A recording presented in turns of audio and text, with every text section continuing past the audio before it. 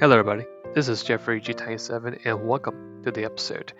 In this episode, I'll be covering my top 12 personal best builds to use at Le Mans.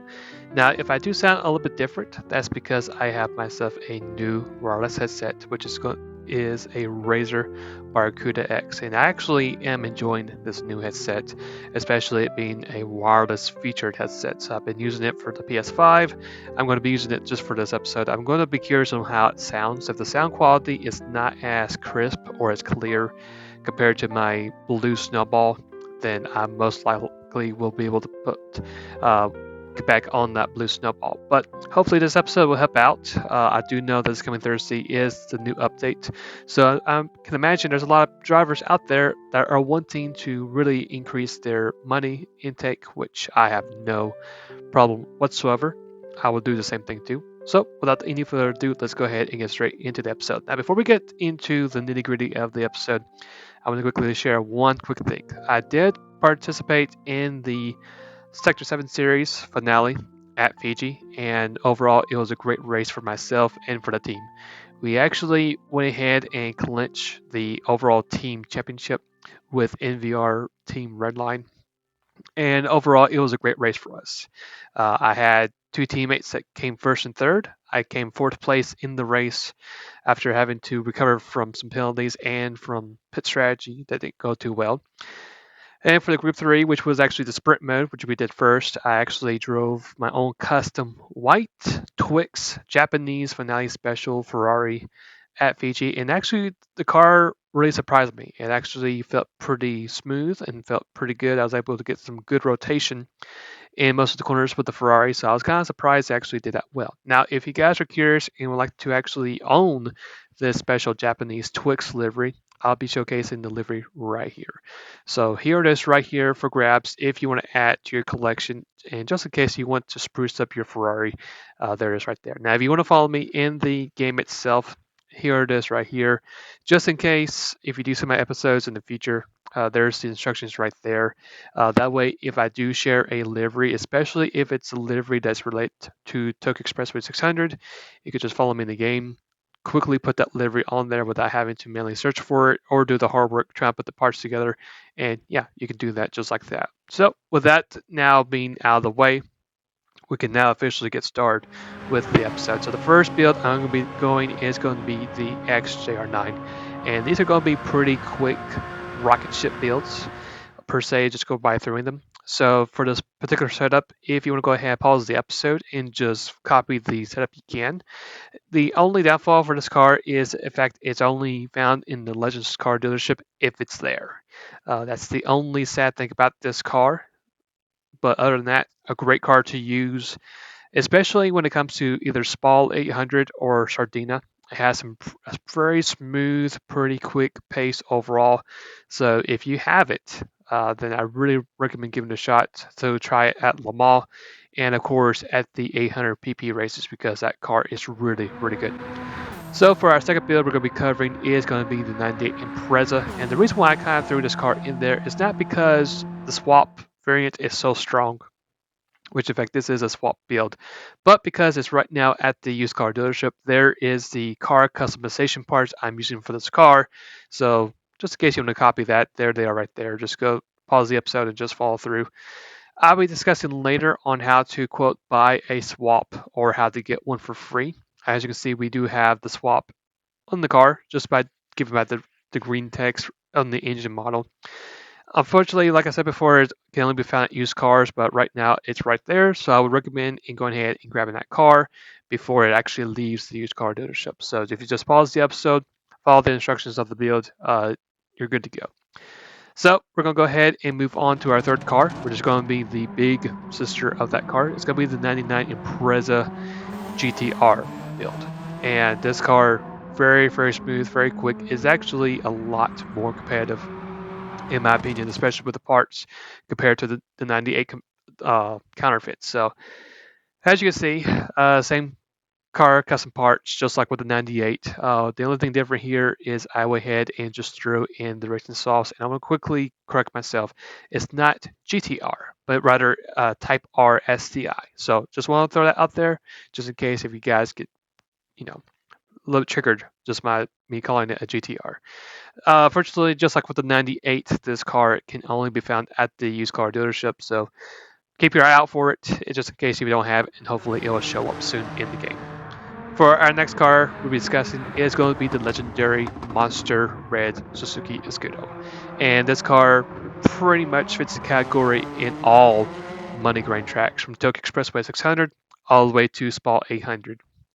So here's the build I have for the Mall 700, and unfortunately it's one of those cars you can find at the used car dealership, but last time I checked, it was there yesterday, so hopefully it's still there today. And if it is still there, I would recommend getting your hands with that car before it actually does sell out. Now, I did the original engine stock because I thought that was the more popular choice than the swap engine, so just make sure you keep that in mind whenever you do that build. For our next car is going to be perhaps the best sounding engine car. It's going to be the legendary Mazda 7878B, a beast of a machine per se. Probably the most iconic Group C cars out there.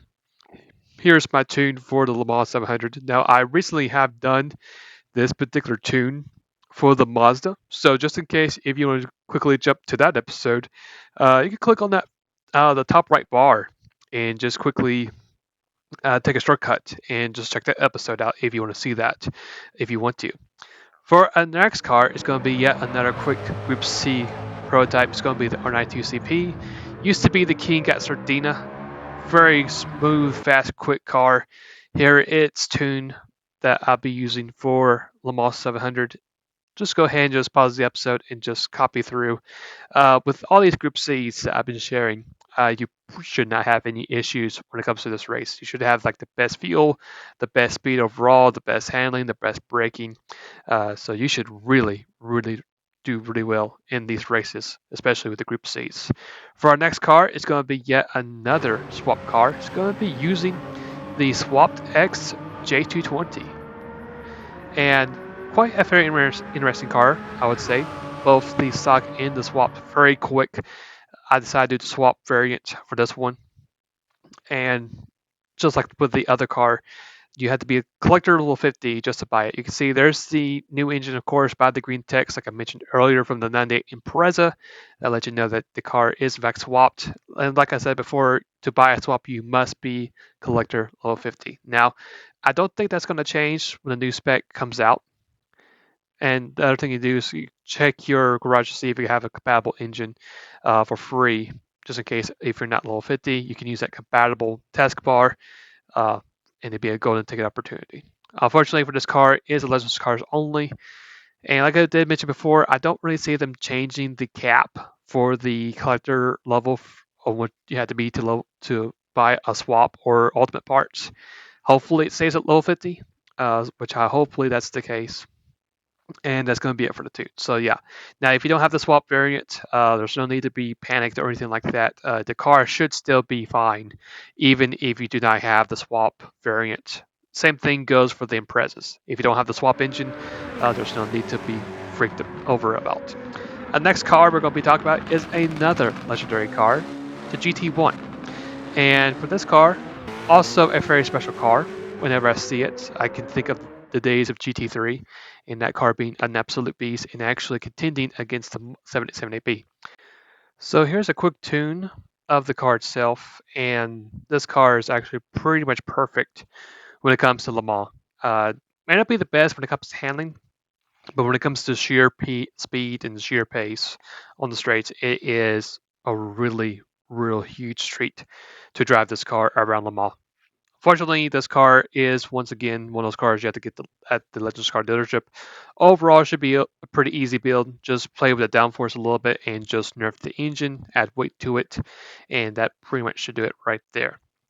For our next car that we're discussing is going to be another classic, the Mercedes-Benz Sauber C9, a real amazingly good Group C prototype, and this car was actually one of the cars I actually fell in love back in GT4.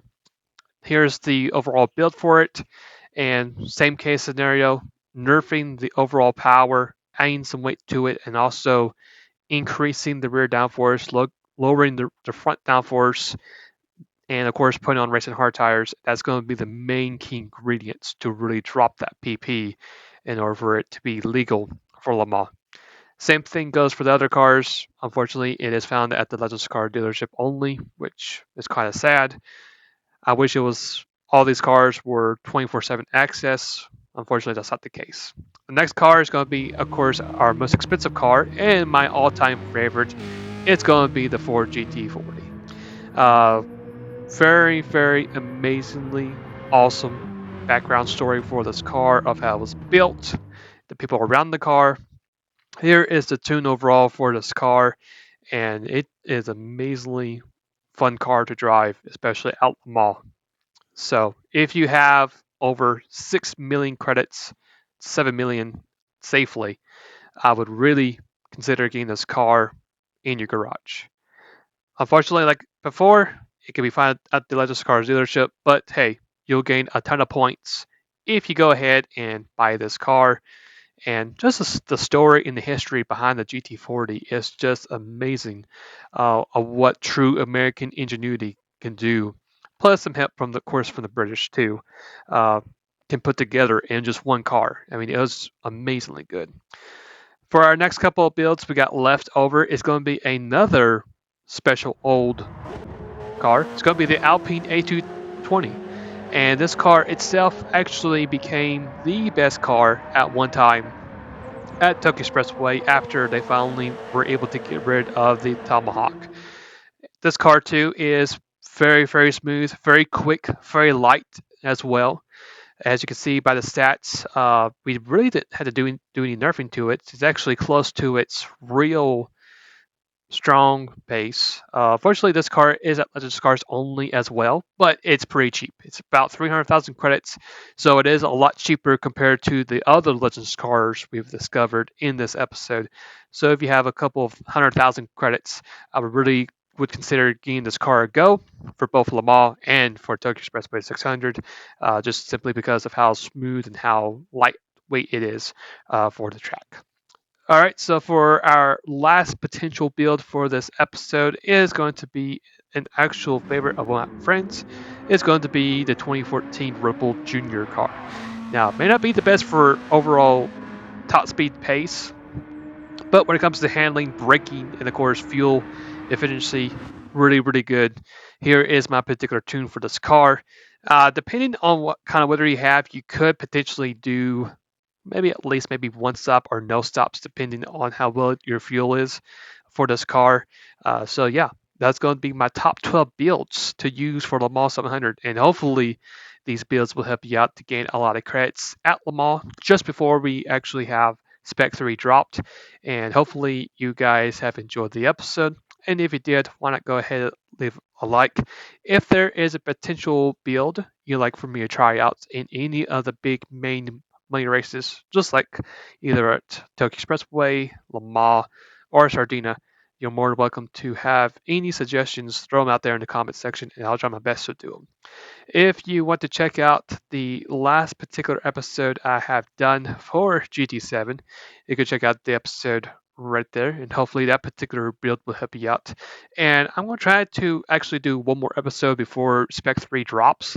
If I don't make another episode until then, I will most certainly would definitely will have an episode out for Spec 3 to do a quick background check of the overall Spec 3, what's in Spec 3, and go through all the stuff through there. So can't wait for that. Just 2 more days till it shows up. So yeah, looking forward to it. So until then, hopefully you guys have a great rest of the day or night. Be safe. Be careful on the roads, especially in what kind of weather you're having as well. And until then, I'll see you guys later, and take care.